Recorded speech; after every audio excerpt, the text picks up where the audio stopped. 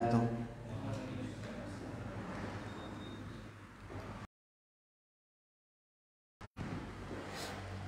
hamdalillah nahmaduhu wa nasta'inuhu wa nastaghfiruh wa na'udzu billahi min syururi anfusina wa min sayyiati a'malina. Man yahdihillahu fala mudhillalah wa man yudlil fala hadiyalah. Asyhadu an la ilaha illallah wahdahu la syarikalah wa asyhadu anna Muhammadan abduhu wa rasuluh. Allahumma salli wa sallim wa barik wa an'im ala abdika wa rasulika Muhammad wa ala alihi wa sahbihi wa man tabi'ahu bi ihsanin ila yaumiddin, amma ba'd. Ingkang kula hormati sesepuh bini sepuh, bapak ibu, mas-mas, mbak-mbak, adik-adik, jamaah pengawasan ingkang mugi-mugi tansah diperahmati Allah Subhanahu wa taala. Alhamdulillah, tidak lupa marilah kita senantiasa memanjatkan puji syukur kita kehadirat Allah Subhanahu wa taala, yang mana di kesempatan yang pagi yang berbahagia ini kita masih diberikan kemudahan taufik dari Allah Subhanahu wa taala sehingga bisa melanjutkan kembali kajian tafsir Juz Amma, yang insyaallah pada kesempatan kali ini adalah tafsir surat An-Naziyat bagian terakhir, ya, itu ayat yang ke 34 sampai 46. Setelah An-Nazi'at berarti An-Naba yang terakhir, ya, selesai tafsir Juz Amma.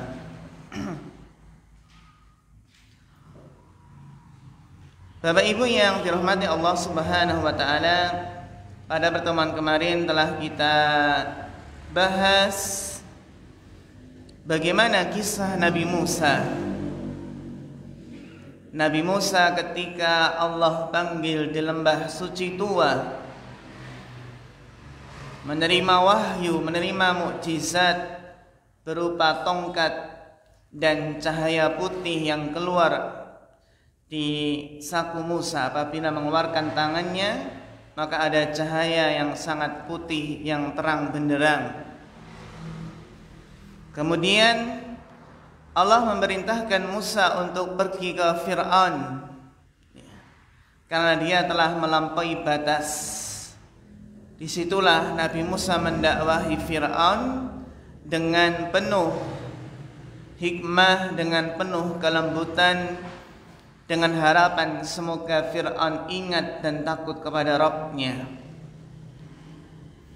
Namun ternyata, ya, Musa telah berdakwah dengan cara yang terbaik, dengan hikmah, namun Fir'aun tetap berpaling dan mendustakan Musa alaihissalam. Padahal apa? Padahal Fir'aun telah melihat mukjizat yang besar, sehingga Fir'aun mengumpulkan para pembesar-pembesarnya, para tukang sihir. Kemudian dia dengan angkuhnya mengatakan, Ana rabbukumul a'la, akulah Tuhan kalian yang paling tinggi. Ini adalah ucapan kekafiran yang sangat besar, sehingga akibat perbuatannya Allah akan mengadab dengan adab yang pedih di dunia dan di akhirat. Di dunia Allah tenggelamkan Fir'aun berserta seluruh bala tentaranya. Kemudian di akhirat, di alam kubur sampai sekarang pun apa? Di alam kubur itu neraka diperlihatkan kepada Fir'aun setiap pagi dan petangnya. Kemudian setelah itu Allah mengingatkan penciptaan manusia, yang mana penciptaan langit yang Allah sempurnakan itu lebih apa?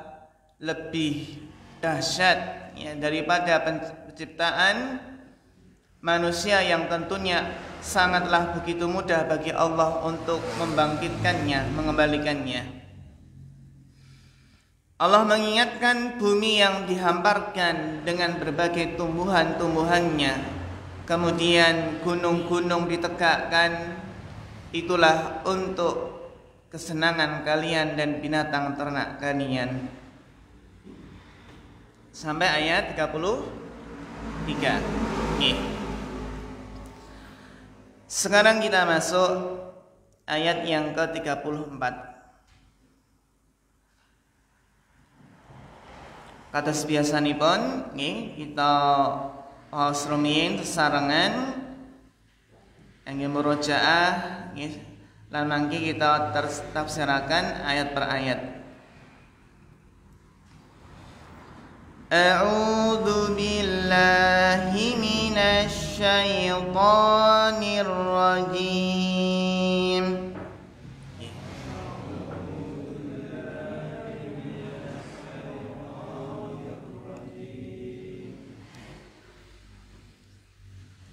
فإذا جاءت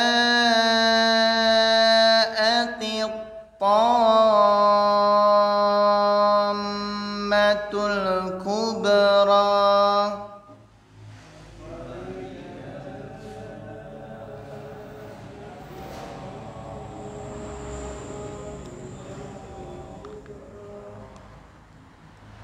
Jadi ada dua yang panjang nih, ja sama to, itu panjang 5 sampai 6 harokat. Yauma yatadakkarul insanu ma sa'a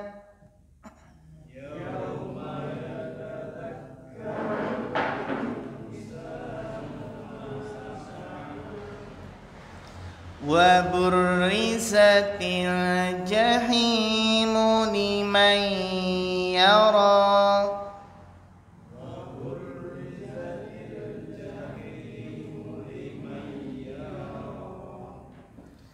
fa amma man tagha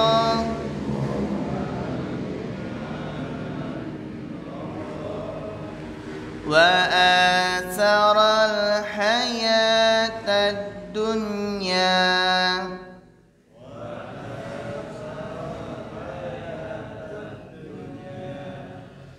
fa innal jahima hiyal ma'wa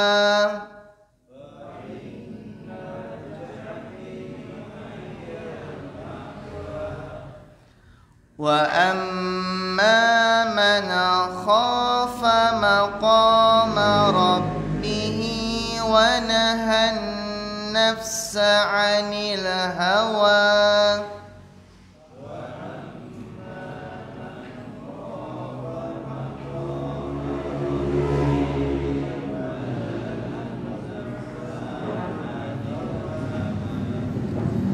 fa innal jannata hiyal ma'wa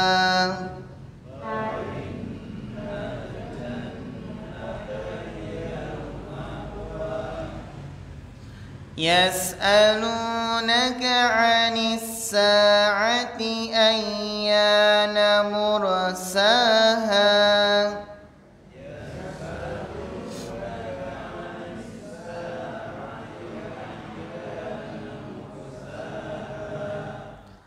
fima anta min dzikraha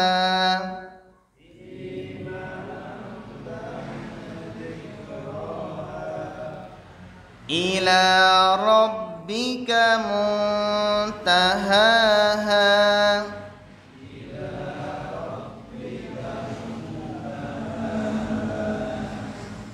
innama anta mundhiru man yakhshaha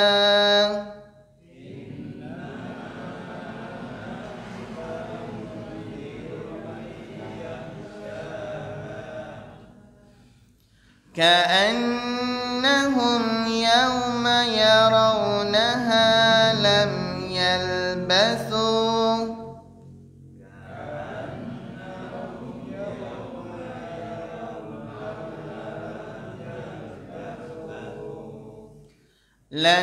يلبثوا إلا عشية أو ضحاها.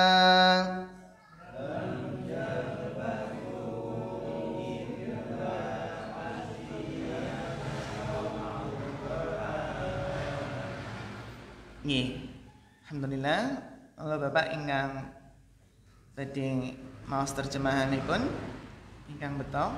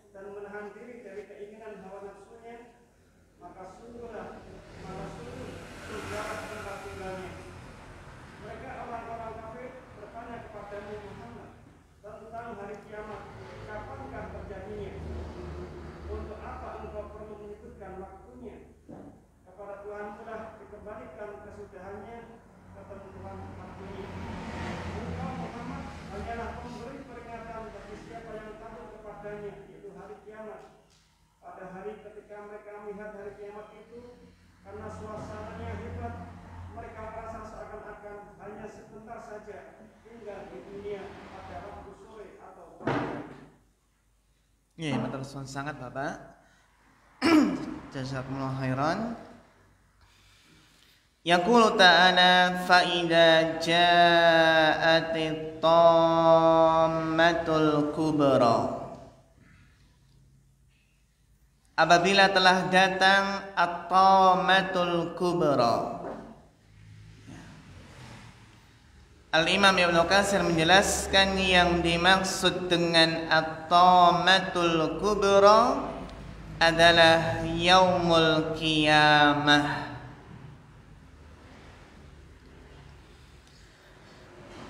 Maka apabila malapetaka yang besar telah datang, yang dimaksud dengan malapetaka yang besar di sini adalah yaumul qiyamah, adalah hari kiamat.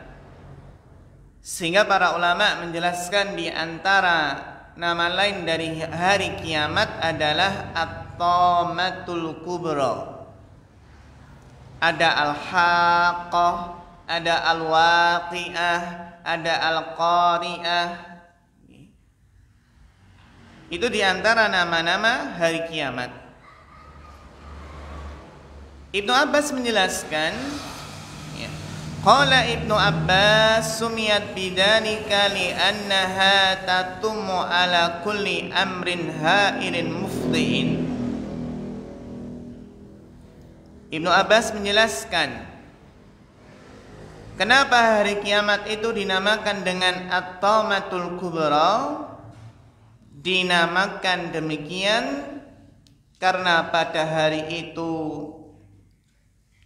banyak terjadi peristiwa yang dahsyat lagi sangat mengerikan. Sehingga Bapak Ibu yang dirahmati Allah, mengingatkan kembali kepada kita bahwasannya hari kiamat itu adalah hari yang sangat dahsyat, hari yang sangat mengerikan. Tidak ada seorang pun yang bisa lari dari hari kiamat, meskipun ia tinggal di kutub utara ataupun tinggal di kutub selatan. Meskipun ia membuat pesawat luar angkasa dan mungkin ingin pergi ke planet Mars, yang namanya hari kiamat, maka seluruh alam semesta ini akan hancur.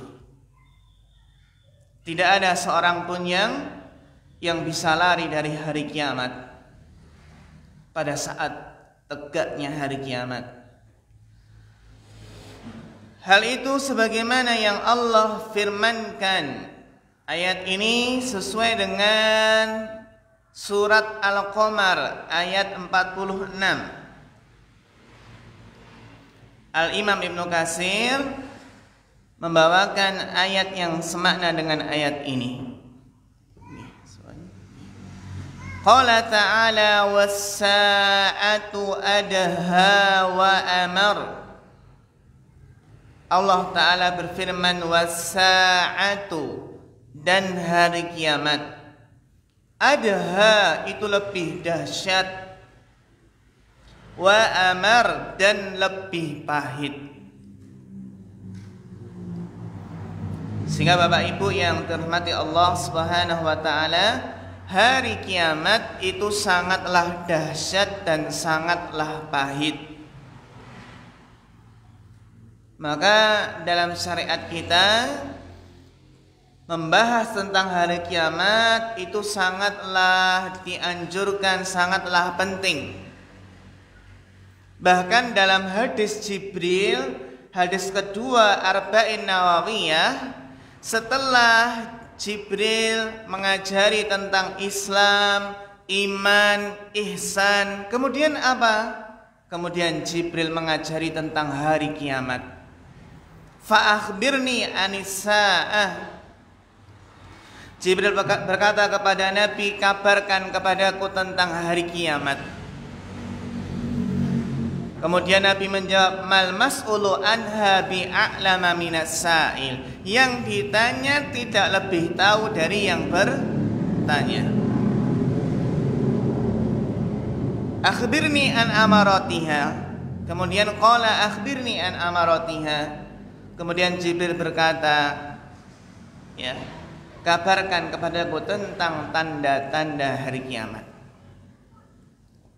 Sehingga Bapak Ibu yang dirahmati Allah, membahas tentang hari kiamat, tanda-tandanya itu sangatlah penting. Terutama tanda-tanda, 10 tanda-tanda yang besar. Sehingga kan sekarang di antara kajian-kajian yang favorit itu adalah kajian tentang akhir zaman. Bahkan ada istilah UAZ. Apa Pak UAZ? Iya, Ustadz akhir zaman. Tapi yang nggak boleh apa? Nggak boleh main tebak-tebakan ya, atau digali-gali cocok gitu ya. Namanya apa Pak ya? Ya. Terkadang kan sebagian yang dikenal dengan Ustadz akhir zaman karena yang dibahas adalah akhir zaman terus. Sebenarnya bagus, tapi ternyata apa? Keluar dari jalurnya. Terkadang apa? Berbicara tanpa dalil. Tidak ada dasarnya dari Al-Quran maupun hadis. Terutama kemarin apa? Rame tentang apa? Taliban ya. Juga rame. Siapakah yang dimaksud dengan pasukan panji hitam? Nah, apakah Taliban? Ya. Itu adalah apa? Di antara ya kajian-kajian yang menarik yang sekarang ini adalah tentang akhir zaman, dan memang kita pun juga harus punya porsi di situ perhatian yang penting ketika membahasnya harus tetap berlandaskan dengan dalil. Sekarang itu juga yang marak, yang banyak disukai adalah kajian tentang keluarga, tentang parenting, pendidikan anak. Memang apa? Memang umumnya masyarakat kajian-kajian yang disukai itu adalah tematik. Ya, tematik. Namun bagi seorang thalibul ilmi, penuntut ilmu yang memang fokus belajar, sangat penting untuk belajar satu kitab, gitu nggih, belajar satu kitab runtut dari awal sampai akhir. Itu insya Allah ilmunya akan lebih tertata rapi, akan lebih tersusun, akan lebih apa? Taksil, ya, akan lebih terpondasi, memiliki pondasi yang kuat. Dan masing-masing itu punya keutamaan. Ya, kalau kajian kitab itu lebih apa? Lebih taksil, lebih apa? Lebih secara sistematis ya, lebih tertata rapi, dan kajian tematik itu untuk penyemangat, untuk menyegarkan kembali. Nah di sini wasa'atu adha wa amar, hari kiamat itu lebih dahsyat dan lebih pahit. Yang mana Bapak Ibu sekalian, saat itu manusia bisa merasakan betapa beratnya hari tersebut. Karena hari yang sangat dahsyat, sangat pahit, maka manusia pada saat itu mengalami ketakutan yang luar biasa. Karena apa? Karena tidak satupun yang tahu bagaimana kesudahan nasibnya. Terlebih lagi orang yang angkuh dan zalim seperti Fir'aun, maka ketika hari kiamat sangat merasakan ketakutan yang luar biasa. Kemudian Allah berfirman dalam ayat yang setelahnya, ayat 35. Yauma yatadakkarul insanu ma sa'a. Apabila telah datang hari kiamat, hari yang amat dahsyat, amat pahit, pada hari itu manusia teringat akan apa yang telah diperbuat, apa yang telah dikerjakan di dunia. Seolah-olah apa Pak? Seolah-olah dia menyetel rekamannya, seluruh perbuatannya yang telah ia kerjakan. Al-Imam Ibnu Katsir menjelaskan, khina idin yatadakkaru ibnu Adam jami'a amalihi khairihi wa syarrihi. Pada hari yang dahsyat tersebut, maka seluruh manusia akan ingat seluruh amalannya, baik yang itu amalan yang baik ataupun amalan yang buruk. Seolah kita melihat memori masa lalu. Bahkan saat itu pula ia akan merasakan betapa singkatnya hidup di dunia. Kita saja nih Bapak Ibu, terkadang kalau kita itu baru merenung, terkadang kita itu juga perlu Pak Bu, perlu istilahnya apa? Menyendiri, khulwah. Perlu menyendiri. Kita apabila sendirian, terkadang kita itu suka untuk mengenang masa lalu, memikirkan masa lalu. Dulu pernah merantau ke kota A, kota B. Dulu pernah merasakan pengalaman yang luar biasa. Kita saja ketika sendirian itu suka untuk mengenang masa lalu.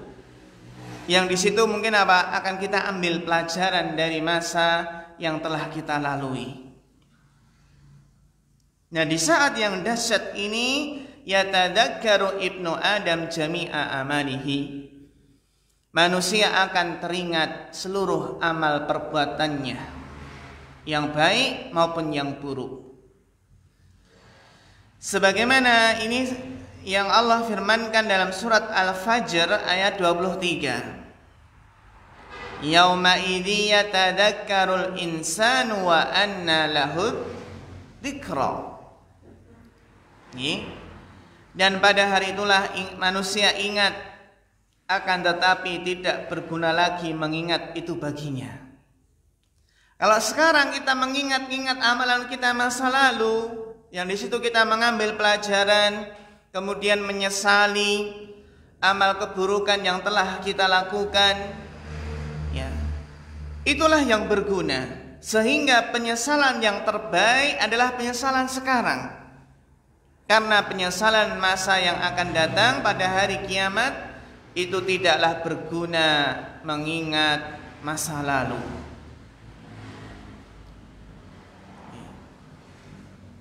Sehingga Bapak Ibu yang terhormati Allah, menyesal pada hari kiamat itu namanya nasi telah menjadi bubur.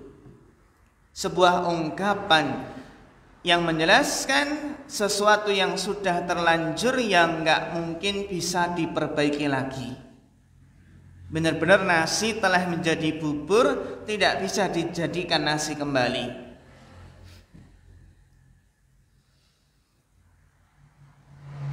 Kemudian dalam ayat yang setelahnya, wa burrizatil jahimu liman yara, ay udhirat linnadirina fara'aha an-nasu iyanan. Al-Imam Ibnu Katsir menjelaskan, wa burrizatil jahim artinya adalah diperlihatkan neraka kepada orang yang melihatnya. Maksudnya adalah neraka itu ditampakkan sehingga semua manusia dapat melihatnya dengan mata kepala mereka sendiri. Dengan mata kepala mereka sendiri. Jadi nawa benar-benar melihat.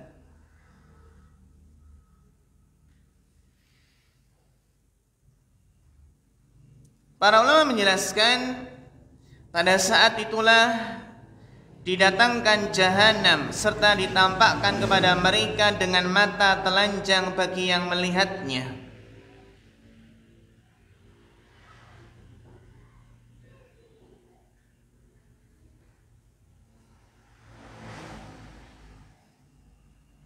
Al-Imam Syekh Muhammad bin Shalih Al-Utsaimin menafsirkan ayat ini, diperlihatkan neraka dengan jelas kepada setiap orang yang melihat, maka akan ditampakkan neraka itu terikat dengan 70.000 ikatan. Apa Pak? Diikat dengan 70.000 ikatan. Ketika ditampakkan, neraka itu terikat dengan 70.000 ikatan. Masya Allah. Banyak nggih? 70.000 ikatan. Setiap ikatan ada 70.000 malaikat yang menariknya, Pak. Masya Allah. Ada 70.000 ikatan, dan setiap ikatan ada 70.000 malaikat yang menariknya. Berarti ada berapa malaikat Pak yang menarik? Banyak nih? 70.000 kali 70.000. Nggak tahu itu, nggak bawa kalkulator ya? Berapa itu ya? Nggak muat kalkulatornya. Lebih kapasitas sih. Diperlihatkan dengan apa? 70.000 ikatan, setiap ikatan ada 70.000 malaikat yang menariknya.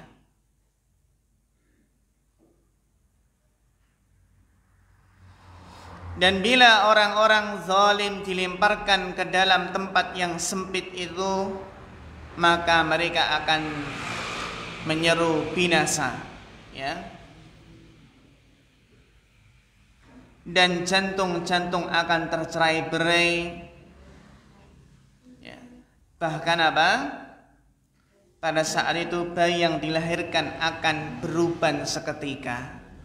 Itu gambaran yang sangat dahsyat yang dijelaskan oleh Syekh Muhammad bin Shalih Al-Utsaimin.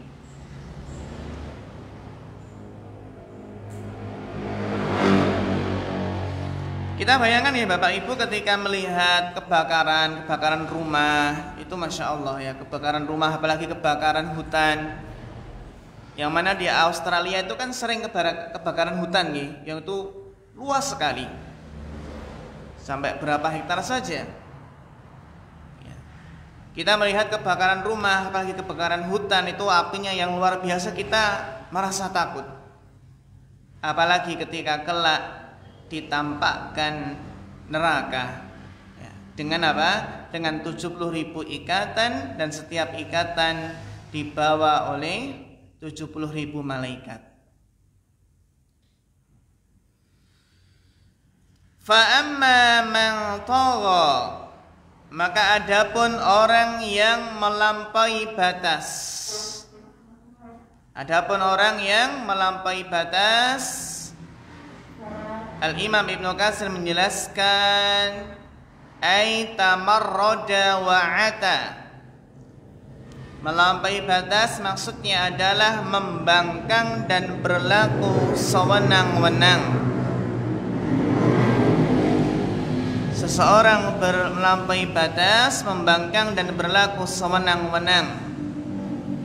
Ini yang harus kita pahami, bahwasannya ketika seseorang merasa memiliki kelebihan, terutama memiliki jabatan yang tinggi, ataupun merasa memiliki memiliki kekayaan, maka terkadang berlaku sewenang-wenang, melampaui batas.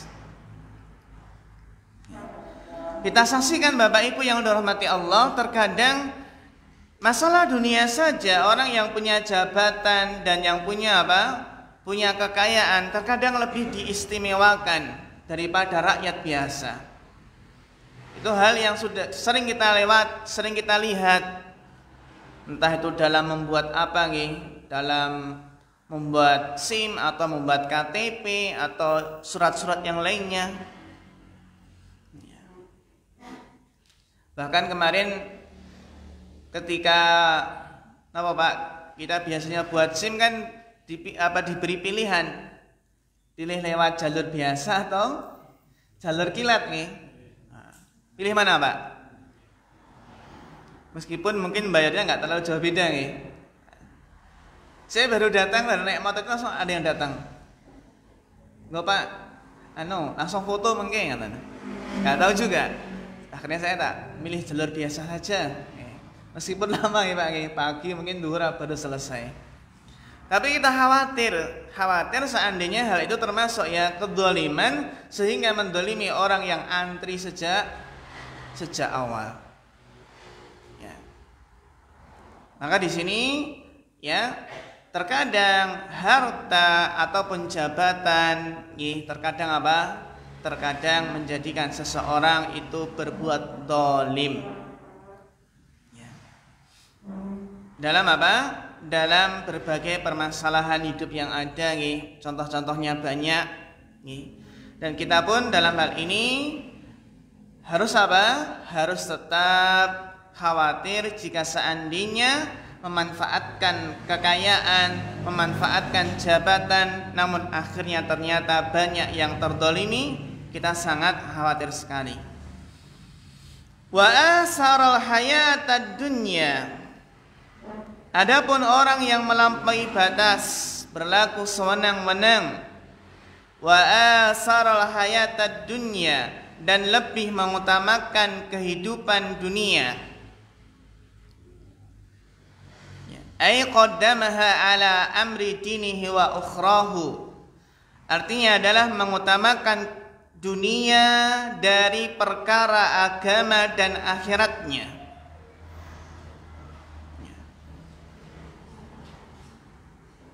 Bapak Ibu yang dirahmati Allah Subhanahu wa taala, banyak orang yang lebih memprioritaskan dunia daripada urusan agamanya.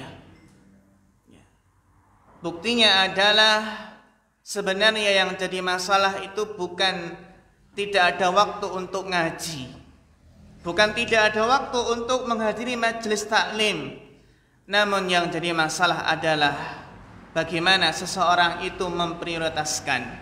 Ya kalau dunia jadi prioritas utama, maka jadwal ngaji, jadwal hadir ke majelis taklimnya dinomorduakan. Maka kita pun berusaha, jika ada jadwal kajian rutin yang di situ kita berusaha istiqomah, maka kita akan berusaha menunda kepentingan yang memang bisa ditunda. Kecuali kalau kepentingan tersebut memang tidak bisa ditunda. Karena kita ingin dapat keutamaan, barang siapa yang terbiasa mengamalkan sesuatu amalan istiqomah rutin, dia selalu menjaganya. Namun suatu ketika ada udzur yang benar-benar udzur, maka apa? Maka dia akan tetap mendapatkan pahalanya. Idza maridal abdu aw safara, apabila seseorang itu sakit atau safar, maka kutiba lahu ma kana ya'malu sahihan mukiman, akan ditulis baginya pahala amalan yang biasa ia kerjakan ketika sehat dan ketika mukim, ketika tidak safar. Ini pentingnya apa Bapak Ibu? Al-muhafadzah alal a'mal, menjaga kontinuitas, konsisten dalam suatu amalan, meskipun sedikit, yang penting rutin. Meskipun jam berapa Pak? Pak sekarang mungkin jam 4 baru bangun, kemudian sholat tahajud 2 rakaat, ditutup witir, itu lebih baik daripada tadi malam sholat tahajud jam 2 sampai jam 4, tapi seminggu lagi nggak tahajud lagi. Maka Nabi menasihatkan kepada Abdullah bin Amr, ya, nasihatkan la takun ka fulan, jangan seperti fulan, karena yusallil laila, yang dahulu salat malam kemudian meninggalkannya.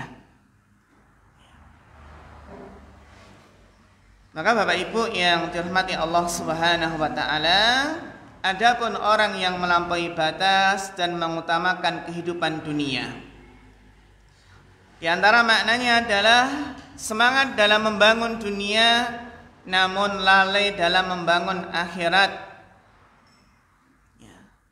lebih mengutamakan urusan dunia daripada urusan agama, urusan akhirat.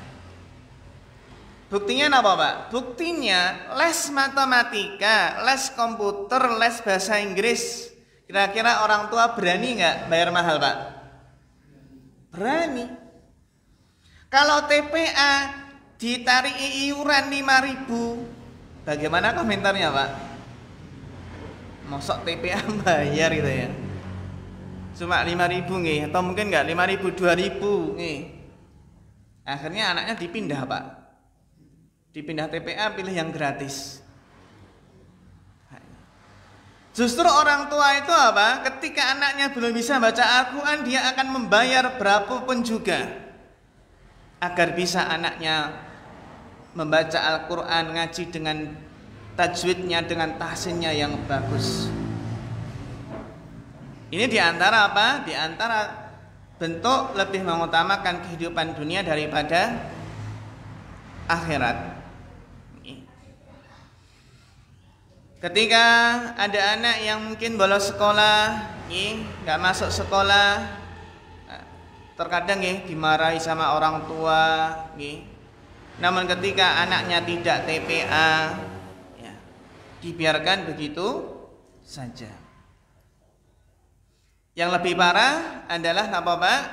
Ketika ayam jagonya belum pulang, ketika maghrib dicari tetangga, "Yu ada nggak? Ada ayam saya nggak?" gitu. Namun anaknya ketika sepak bola maghrib belum pulang, nggak sholat maghrib berjamaah, nggak dicari-cari. Maka Bapak Ibu yang dirahmati Allah Subhanahu wa taala, suatu saat mungkin kita akan diuji apakah kita mengutamakan dunia atau akhirat. Ketika dihadapkan suatu yang sulit, maka kita akan berusaha tetap memprioritaskan akhirat daripada dunia. Bagaimanakah keadaan orang yang melampaui batas, lebih mengutamakan dunia? Akibatnya adalah fa innal jahima hiyal ma'wa. Maka orang yang melampaui batas dan mengutamakan dunia, kata Al-Imam Ibnu Katsir, fa inna masirahu ilal jahim, maka tempat kembalinya adalah neraka jahim. Bapak Ibu yang dirahmati Allah, ternyata orang yang lebih mengutamakan dunia daripada akhirat, itu tempat kembalinya adalah neraka jahim. Nerakalah tempat tinggalnya. Wa inna mat'amahu minaz zaqqum. Kalau neraka adalah tempat tinggalnya, maka pohon zakum, pohon yang berduri itu adalah makanannya. Wa mashrabahu minal hamim. Dan minumannya adalah hamim, air yang mendidih lagi sangat panas. Jadi itulah tempat tinggal di neraka, yang makanannya pohon yang berduri, minumannya air yang sangat panas, mendidih. Balasan bagi seseorang yang lalai terhadap tujuannya hidup di dunia, lalai beribadah sehingga semangat memakmurkan dunianya namun melalaikan akhiratnya. Inilah keadaan seorang penghuni neraka yang kelaparan, maka akan Allah berikan makanan yang berupa makanan pohon yang berduri, pohon zakum, yang itu sebenarnya bukanlah makanan, tapi itu adalah azab, karena setiap dimakan akan tertancap ataupun tertancap dalam tenggorokannya. Demikian pula air yang sangat mendidih, apabila diminum maka akan bisa menjadikan usus halus atau usus besar itu akan hancur.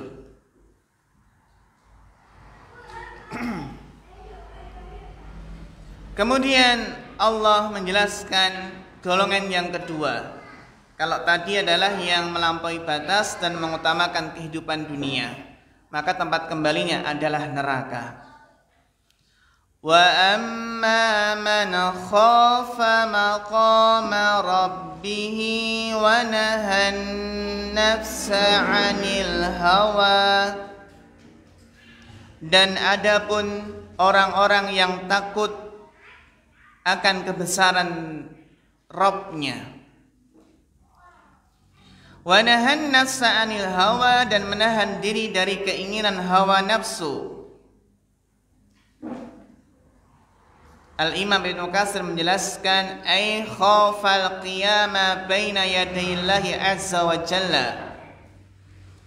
Maknanya adalah orang yang takut ketika nanti berdiri di hadapan Allah Subhanahu wa taala.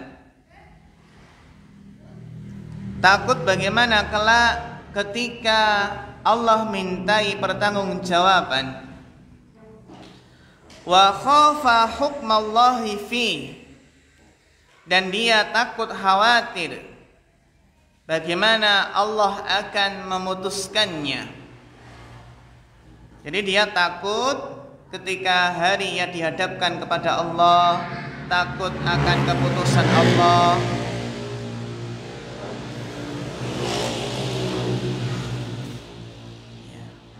Wa naha nafsahu 'anil hawa wa raddaha ila ta'ati maulaha. Maknanya adalah bahwasanya ia berusaha menahan hawa nafsunya dan tidak memperturutkan hawa nafsunya, akan tetapi tunduk untuk mentaati Allah Subhanahu wa taala. Maka berbahagialah orang-orang yang bisa menahan diri dari hal yang Allah murkai. Sebagian ulama seperti Fudail bin Iyad pernah mengatakan sebuah ungkapan yang luar biasa. Kata beliau, khairul a'mal, sebaik-baik amal itu adalah mukhalafatun nafas. Sebaik-baik amal adalah menyelisihi hawa nafsu. Di antara sebaik-baik amal adalah menyelisihi hawa nafsu.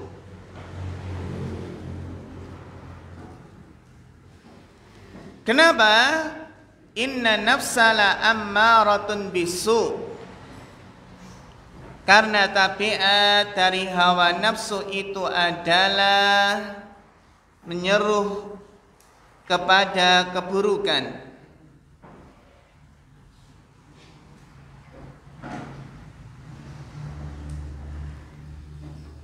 Maka di sana Bapak Ibu yang terhormati Allah, bagaimana kiat agar seseorang itu bisa menahan gejolak hawa nafsunya?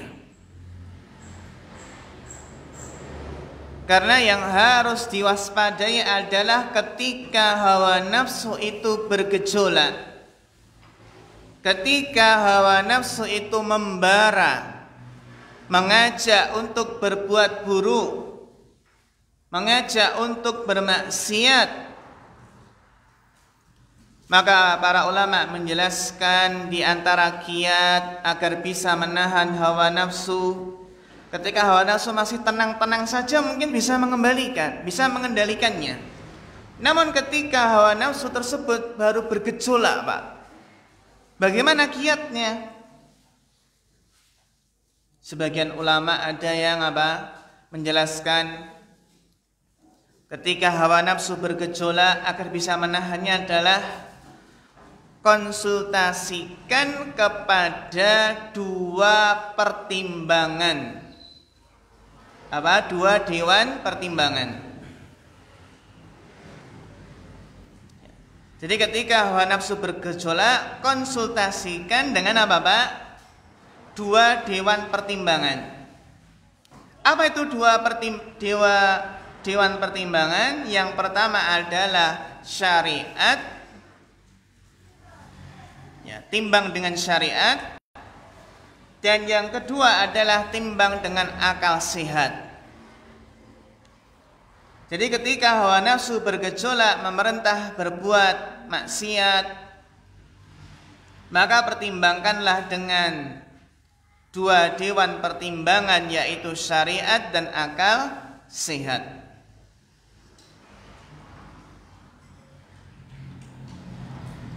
Sebagaimana ini yang telah dijelaskan oleh Al-Imam Ibnu Qayyim Al-Jauziyah, yang mana beliau menjelaskan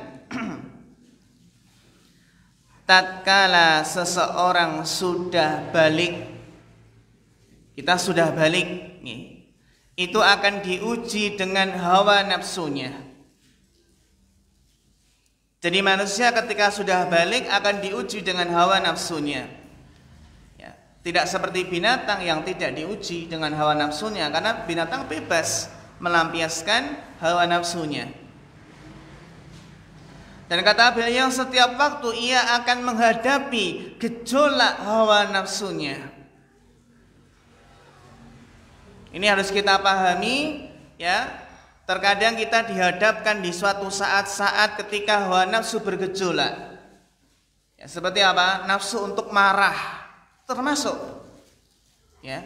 Jadi nafsu di sini tidak hanya terbatas nafsu syahwat saja, tapi nafsu untuk berbuat buruk, berbuat jelek. Nah, ketika menghadapi gejolak hawa nafsu yang membara, maka kita dianugerahi dua penentu keputusan. Yang pertama adalah syariat Islam, dan yang kedua adalah akal sehat. Ketika akan melangkah, mungkin ingin memperturutkan hawa nafsu, coba timbang dengan syariat Islam. Bagaimana syariat menilainya? Syariat menjelaskan ini perbuatan yang sangat buruk, perbuatan yang sangat keji.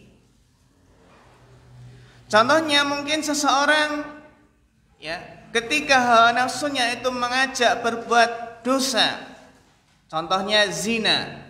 Na'udzubillah. Ya, terkadang seorang yang sudah menikah pun terkadang terkadang ada godaan yang namanya godaan hawa nafsu untuk berzina. Maka dia menimbang, syariat menjelaskan kalau berzina dan sudah menikah, ini hukumannya adalah dilempari batu sampai mati, dirajam ya. Maka tentunya dia akan berpikir ulang ketika ada dorongan untuk selingkuh. Karena kita melihat Bapak Ibu sangat mirisnya ya, keadaan. Ya kalau kita lihat mungkin ada berita yang lewat ya, banyak perselingkuhan. Terutama niki apa? Terutama kalau ditinggal pasangannya pergi bekerja, entah merantau jauh ke luar kota atau ke luar negeri. Bahkan ketika bekerja namun tidak diperhatikan rambu-rambu syariat, mungkin ikhtilat campur baur. Ketika ada bergaul di medsos, di Facebook atau di medsos lainnya nggak diperhatikan, maka syariat Islam menjadi penimbangnya. Dia akan mikir, kalau naudzubillah berzina itu kenikmatan yang sesaat, ya, itu perbuatan keji, hukumannya dirajam, dilempari batu. Kenapa Pak? Kenapa kok hukumannya dirajam, dilempari batu sampai mati? Karena ini setimpal. Karena dia berzina, ya, anggota tubuh seluruhnya itu merasakan mungkin nikmatnya zina, naudzubillah, maka apa? Balasan setimpal adalah dilempari batu tubuhnya, seluruh tubuhnya merasakan apa? Sakit juga. Belum lagi nanti ketika syariat juga menimbang, akal sehatnya juga menimbang. Ini kalau zina, kalau selingkuh, naudzubillah, nanti apa? Bagaimana dampaknya nanti keluarganya jadi hancur, berantakan, anaknya terlantar, bagaimana masyarakat menilai.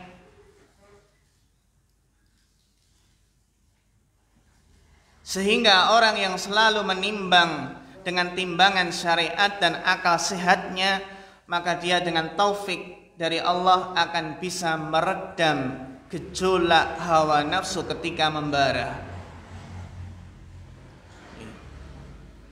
Karena Bapak Ibu terkadang sebenarnya seseorang itu nggak ada niat untuk berbuat apa Pak? Berbuat buruk itu nggak ada. Untuk berbuat zina itu terkadang nggak ada. Tapi terkadang apa? Dihadapkan seperti Yusuf, Nabi Yusuf.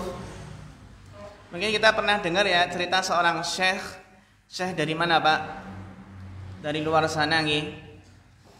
Pernah diceritakan juga oleh seorang ustadz ketika ke Indonesia, kemudian kan biasanya nginep di hotel nih.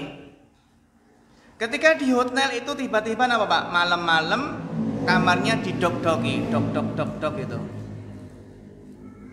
Dibuka ternyata apa Pak? Seorang wanita yang hendak menawarkan dirinya. Langsung seketika syekh tersebut apa Pak? Ya, a'udzubillahi minasyaitonirrajim. Ini setan itu ya.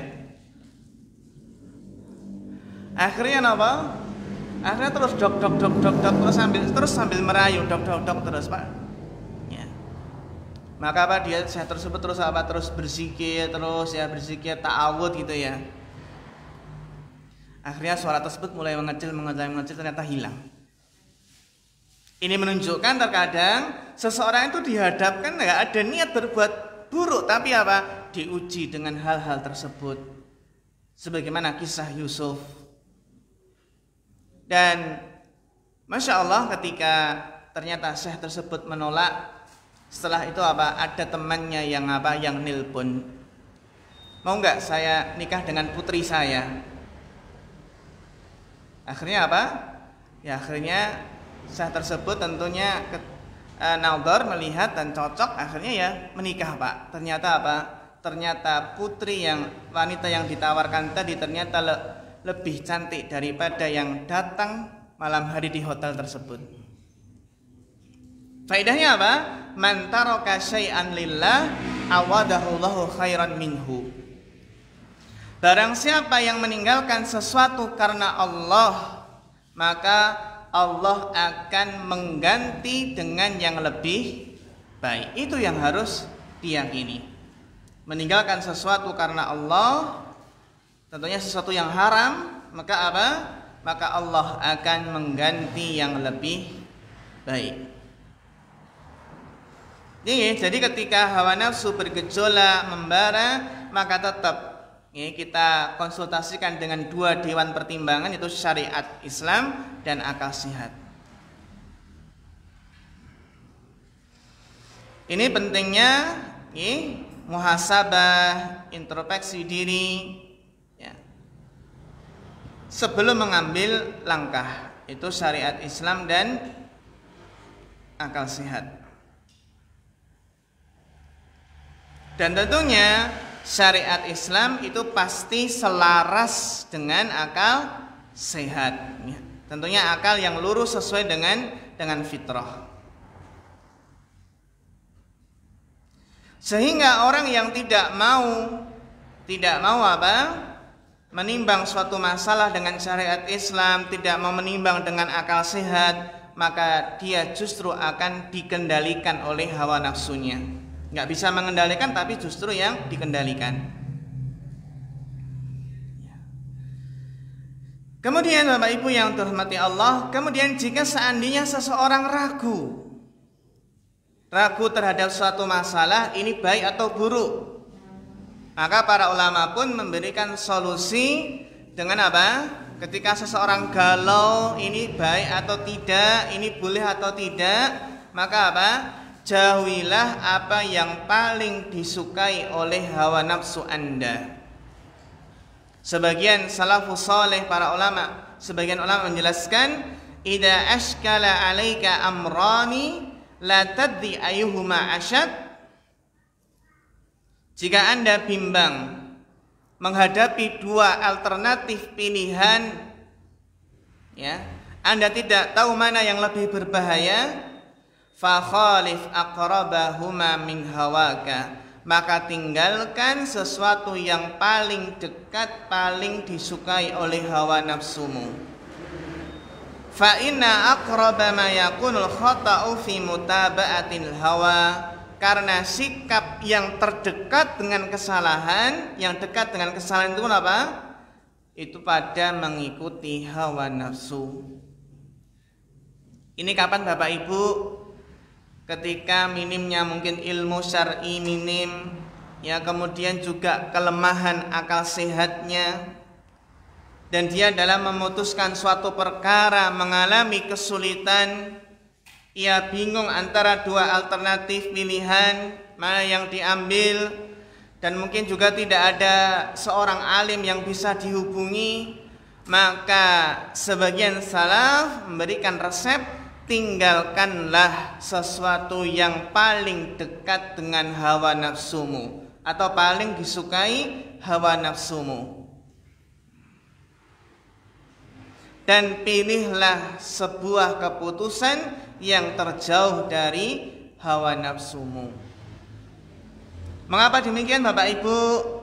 Rahasianya adalah yang Al-Imam Ibnu Qayyim Al-Jauziyah jelaskan, ya, yaitu ketika sikap yang sering terjadi pada orang yang mengikuti hawa nafsu, syahwat, amarah, ya, ini ternyata tidak bisa berhenti pada batas mengambil manfaat saja. Maksudnya adalah dominannya, bahayanya yang ditimbulkan, ya, dan jarang orang yang mampu bersikap tengah-tengah di dalam mengatur hawa nafsunya. Sehingga Al-Imam Hasan Al-Basri menjelaskan bahwasanya jihad melawan hawa nafsu itu meskipun tidak seberat jihad melawan orang kafir, namun ternyata apa? Ketika ditanya Hasan Al-Basri, ya Abu Sa'id, ayul jihadi afdal, wahai Abu Sa'id, jihad apa yang paling afdal? Kata beliau, jihaduka hawaka, jihadmu melawan hawa nafsumu. Kenapa demikian? Ibnu Qayyim mengatakan bahwa beliau mendengar guru beliau yang menjelaskan, Wal hawa aslu jihadil kuffari wal munafiqin. Karena hawa nafsu adalah asal dari jihad melawan orang kafir dan orang munafik. Jadi kan untuk bisa jihad melawan orang kafir, orang munafik itu harus apa? Harus bisa berjihad menundukkan hawa nafsunya. Fa innahu la yaqdiru ala jihadihim hatta yujahidu nafsahu wa hawahu awalan. Kita tidak mampu berjihad melawan orang kafir, orang munafik sampai berjihad terlebih dahulu melawan diri sendiri. Sehingga hawa nafsu lebih pertama diperangi, lalu keluar jihad melawan orang kafir dan munafik.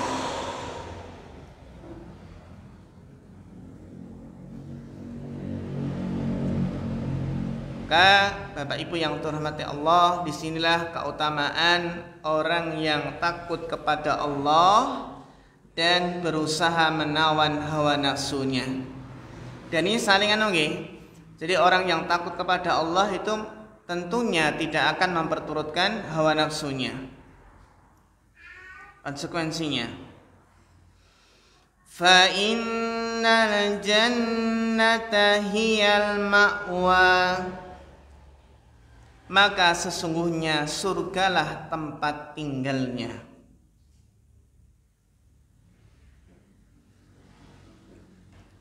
Surgalah bagi orang yang memiliki rasa takut kepada Allah dan bisa mengendalikan hawa nafsunya. Sehingga para ulama memberikan beberapa kiat agar seseorang itu bisa mengendalikan hawa nafsunya. Ini dalam berbagai hal nih. Bahkan Bapak Ibu terkadang juga penting dibiasakan sejak kecil nih. Karena kalau mengikuti hawa nafsu itu sudah dibiasakan sejak kecil, maka akan terus seperti itu hingga dewasa kelak. Karena itulah mungkin hawa nafsu malas untuk bangun subuh contohnya. Karena sehingga orang tua itu tidak baik jika memanjakan anak dengan apa Pak? Enggan membangunkannya sholat subuh. Kadang orang tua kan merasa kasihan, anak saya masih ngantuk, kasihan kalau dibangunkan. Jadi harus memang apa? Ditempa sejak kecil. Demikian pula apabila anak punya keinginan ketika minta mainan atau yang lainnya, maka apa? Maka itu juga tidak harus apa? Jangan terus dituruti terus. Karena kalau mengikuti keinginan anak, ya, maka apa? Terkadang kurang menimbang-nimbang manakah yang maslahat, mana yang mafsadat. Di antara hal yang bisa membantu seseorang mengendalikan hawa nafsunya adalah menjauhi fitnah, menjauhi duduk-duduk dengan pengikut hawa nafsu. Jangan bermajelis dengan orang-orang yang suka mabuk, orang penjudi, ya akhlaknya rusak, suka ghibah. Karena kalau duduk-duduk bersama pengikut hawa nafsu, maka akan bisa terpengaruh. Sebagaimana dikatakan as-sahibu sahib. Ya. Sahabat itu sifatnya menarik. Yang terkadang apa? Seseorang itu tertarik oleh sahabatnya dan dia tidak merasa.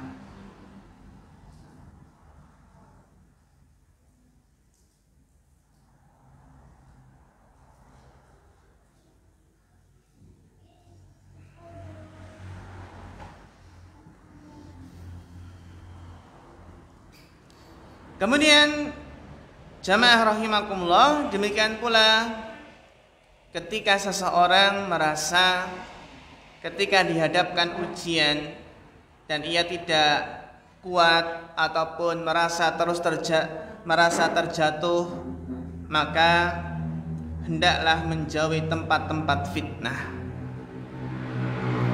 Ketika seseorang merasa kalau di mall, di tempat-tempat perbelanjaan yang di situ banyak wanita-wanita yang mengumbar aurat, kalau dia merasa kalau saya masuk mall itu nggak bisa menundukkan pandangan, maka apa?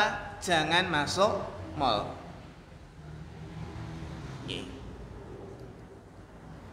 Itu sebagaimana yang disampaikan oleh Al-Imam Ibnul Jauzi, man qarabal fitnah ba'udat anhu salamah.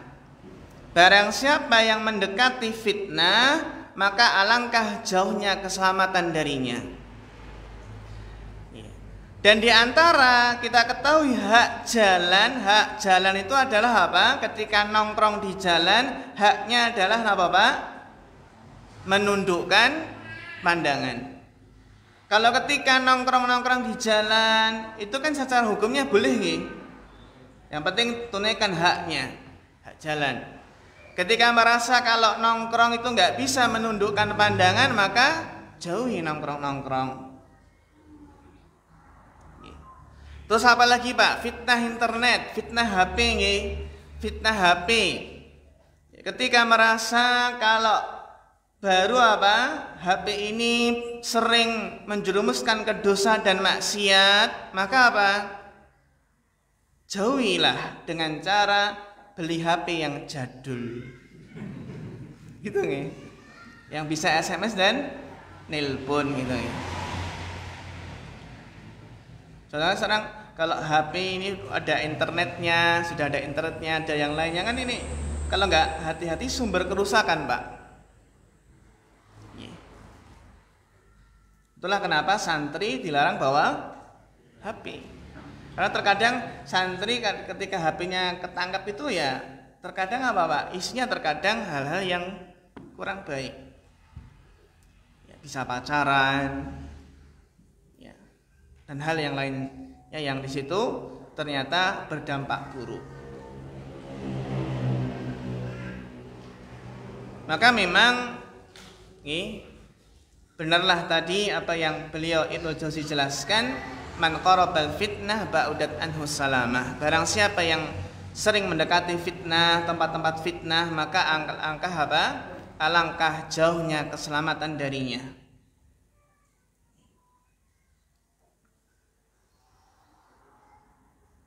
Kemudian ayat berikutnya, yas'alunaka 'anis sa'ati ayyana mursaha. Orang-orang kafir bertanya kepadamu Muhammad tentang hari berbangkit. Kapankah terjadinya? Fima anta min dzikraha. Siapakah kamu sehingga dapat menyebutkan waktunya? Ila rabbika muntahaha. Kepada Rabbullah dikembalikan kesudahannya, yaitu ketentuan waktu kiamat tersebut. Artinya pengetahuan tentang waktu terjadinya hari kiamat itu bukan dikembalikan kepada Nabi Sallallahu Alaihi Wasallam. Tidak ada satupun makhluk yang mengetahuinya, karena hari kiamat itu hanya di tangan Allah lah. Allah lah yang mengetahui waktunya dengan tepat. Sebagaimana yang Allah firmankan, saqulat fis samawati wal ardi la ta'tikum illa baghtah. Saqulat, kiamat itu amatlah berat. Jadi huru-haranya itu amatlah berat bagi manusia. Ya, fis samawati wal ard, di langit dan di bumi. La ta'tikum illa baghtah, kiamat itu tidak akan datang kepada kalian melainkan baghtah, tiba-tiba. Yas'alunaka ka'annaka hafiyun anha. mereka bertanya kepadamu seakan-akan kamu benar-benar mengetahuinya. Qul innama ilmuha indallah. Katakanlah sesungguhnya pengetahuan tentang hari kiamat itu adalah di sisi Allah. Sehingga itulah kenapa ketika Jibril bertanya kepada Rasulullah SAW, Nabi menjawab, mal mas'ulu anha bi'a'lama minas sa'il. Tidaklah yang ditanya lebih mengetahui daripada yang bertanya. Innama anta mundhiru may yakhshaha. Kamu hanyalah pemberi peringatan bagi siapa yang takut kepadanya, takut kepada hari berbangkit.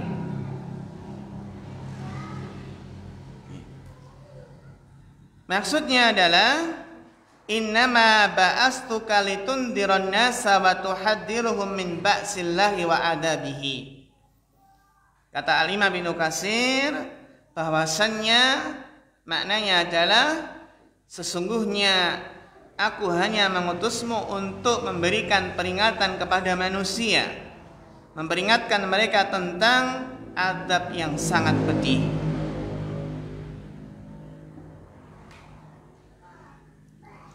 Faman khasyiyallaha wa khafa maqamahu wa wa'idahu ittaba'aka fa aflaha wa anjaha. Maka barang siapa yang takut kepada Allah, takut ancaman Allah, kemudian mengikutimu, maka dia akan sukses. Dia akan mengikutimu dan dia akan beruntung dan akan sukses.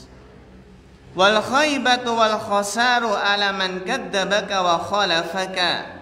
Dan kerugian, penyesalan itu adalah orang yang mendustakanmu dan menyelisihimu. Ini yang dijelaskan oleh Al-Imam Ibnu Katsir. Kemudian yang terakhir, Bapak Ibu yang dirahmati Allah, ditutup dengan ayat yang ini mengingatkan kita semua. Ka'annahum yauma yarawnaha lam yalbasu illa 'ashiyatan aw duhaha. Pada hari mereka melihat hari berbangkit, mereka merasa seakan-akan tidak tinggal di dunia melainkan sebentar saja. Illa 'ashiyatan aw duhaha, melainkan sebentar saja di waktu sore atau pagi hari.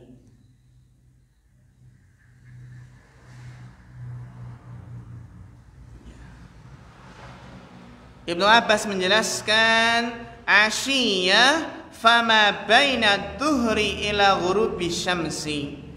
Yang dinamakan asyiyah di sini adalah antara duhur sampai tenggelam matahari. Berapa jam itu, Pak?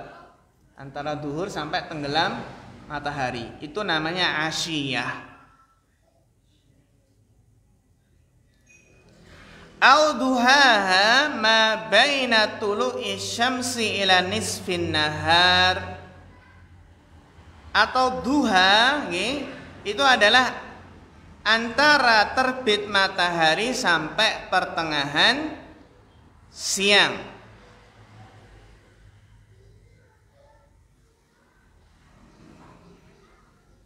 Tadi kan kita terjemahkan apa, Pak? Di waktu sore atau pagi hari nih.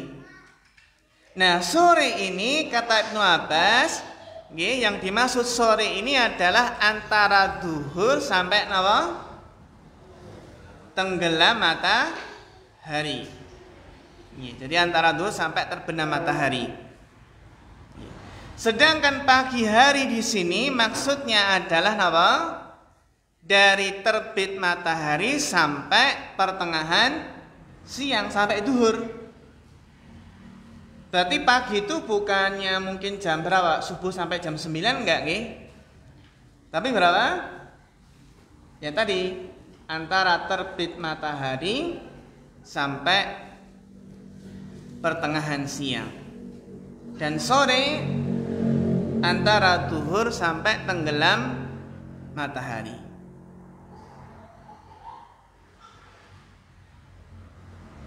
Makanya di sini Qatadah mengatakan, wa qala Qatadah wa waqtud dunya fi a'yunil qaumi hina ayanul akhirah. Al-Imam Qatadah ahli tafsir menjelaskan tentang makna ayat ini, bahwasannya ini menggambarkan tentang masa tinggal di dunia menurut pandangan manusia ketika mereka menyaksikan dengan nyata alam akhirat. Jadi ini menggambarkan bagaimanakah seseorang itu merasa ketika melihat kiamat, ketika melihat hari berbangkit. Mereka tidak tinggal di dunia melainkan di waktu sore atau pagi harinya.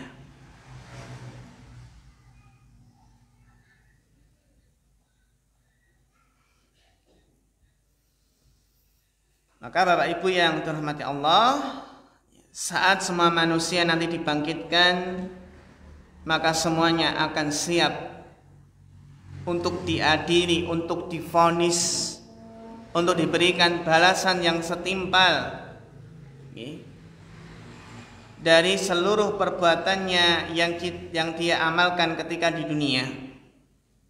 Saat itu semua manusia merasa betapa pendeknya umur mereka di dunia, sangat pendek sekali, sangat singkat sekali. Apalagi seorang yang durhaka, orang yang pendusta, maka akan terasa sangat singkat sekali. Maka hari-hari tersebut, ketika hari berbangkit, itu adalah hari-hari yang sangat menyulitkan, sangat panjang, sangat melelahkan. Belum lagi mereka akan menerima vonis masuk surga atau neraka, sehingga akan mengalami ketakutan, kengerian. Maka perbandingan yang tidak seimbang antara kehidupan dunia yang fana, bagaikan apa Pak? Kehidupan dunia yang fana bagaikan 1 detik dalam hidup kita. Diumpamakan di sini seperti waktu pagi atau petangnya, waktu pagi atau sore harinya. Ini adalah perumpamaan yang sangat singkat. Karena pada waktu pagi biasanya apa Pak? Mempersiapkan urusan, mencari nafkah, semua terasa singkat. Pagi itu kan terasa singkat karena untuk bekerja. Itu aktif-aktifnya bekerja. Tahu-tahu nanti sudah duhur. Sedang sore itu kembali pulang, kembali ke rumah untuk bertemu keluarga. Maka ini pun juga dia merasakan betapa cepatnya waktu sore berlalu.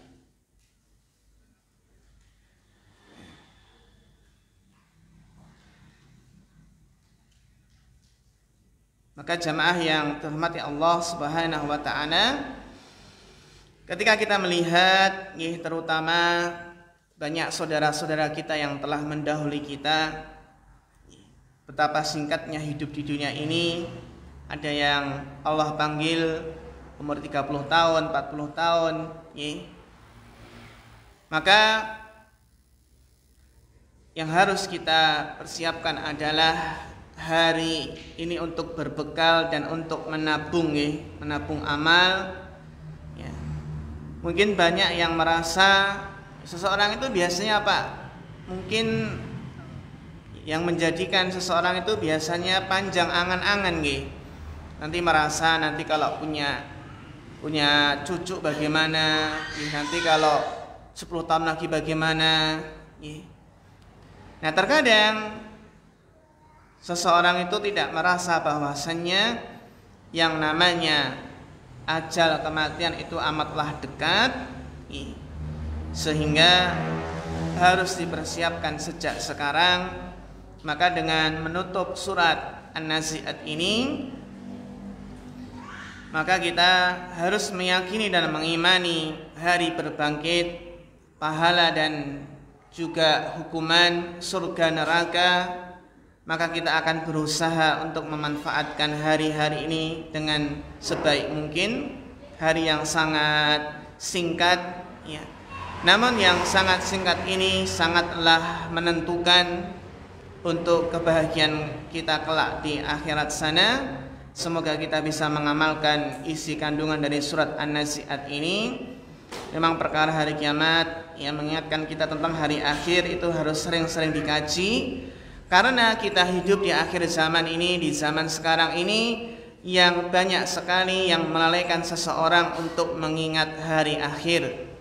Banyak yang melemahkan keimanannya kepada hari akhir, sehingga pentingnya mengingat kembali hal-hal yang bisa menguatkan keimanannya kepada hari akhir. Dengan sering mengingat hari akhir, maka insya Allah seseorang akan semangat ibadah, akan semangat beramal soleh, dan dia tidak akan panjang angan-angan. Demikian Bapak Ibu yang terhormati Allah, mudah-mudahan bermanfaat. Kita cukupkan. Insya Allah pada pertemuan berikutnya adalah surat An-Naba. Mudah-mudahan kita bisa mengamalkannya. Fanas'allahu ta'ala al-huda wat tuqa wal afafa wal ghina. Fa akhirul kalam. Wassalamu alaikum warahmatullahi wabarakatuh.